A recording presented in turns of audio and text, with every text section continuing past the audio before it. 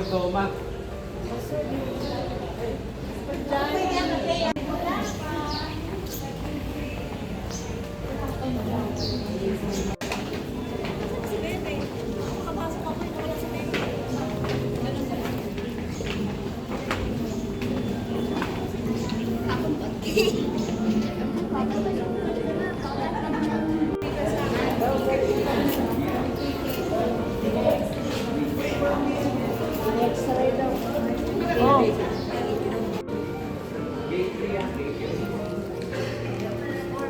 Sa mga magsi-CR. Ay, CR. Ayan. Sa mga magsi-CR. First destination.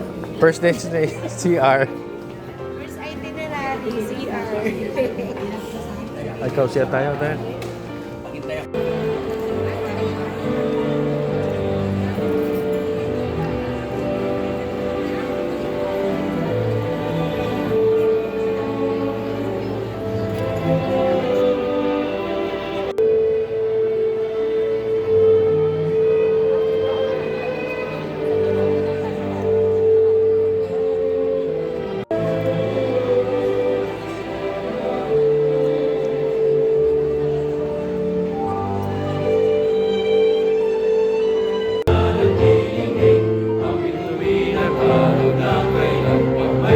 Tayo sa ating mga tayo, mag-uunahan tayo sa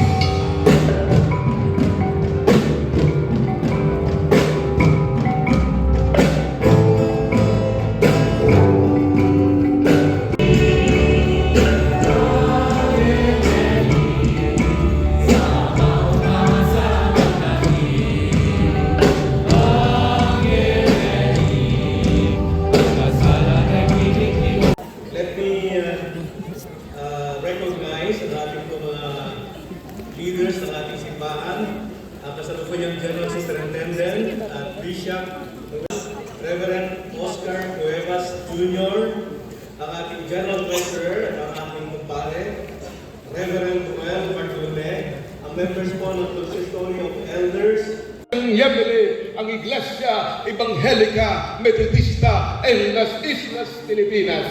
Happy 170th founding anniversary. Purihin ang Panginoon.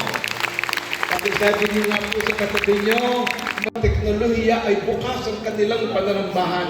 At ngayon ay kasabay na nananambahan natin sa iba't ibang dako sa Pilipinas at maging sa kabila.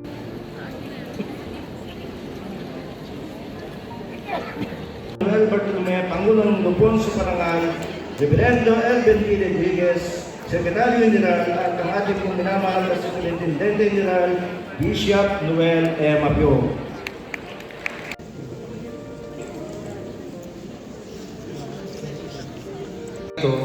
Ang opisyal na pagtawag ay ang itinatawag ng Superintendente. Ministro ng Kagawaran, ang Ginang Sharon Rose Caballas, mga kaanib ng Kagawaran, benefit compensation ng Pangulo, ang ating Pastor Gamaliel Roque Jr., Pangulo ang Pastor Aidit Bautista, Division ng Tayan ng Iglesia noong 1992 ay unti-unting bumangon at pagkatapos ng halos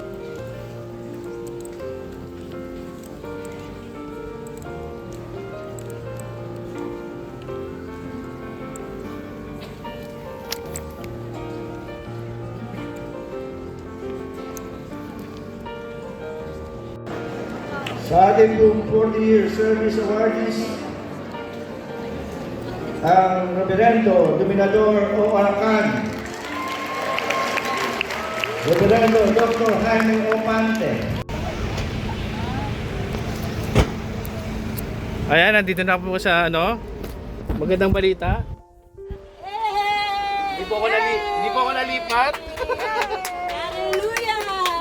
Hallelujah! Ang nalipat si Pastor Riz. Pastor Riz, Bulacan. Congratulations! Hindi nalipat si Pastor Renjo. Kaya kabahan ako.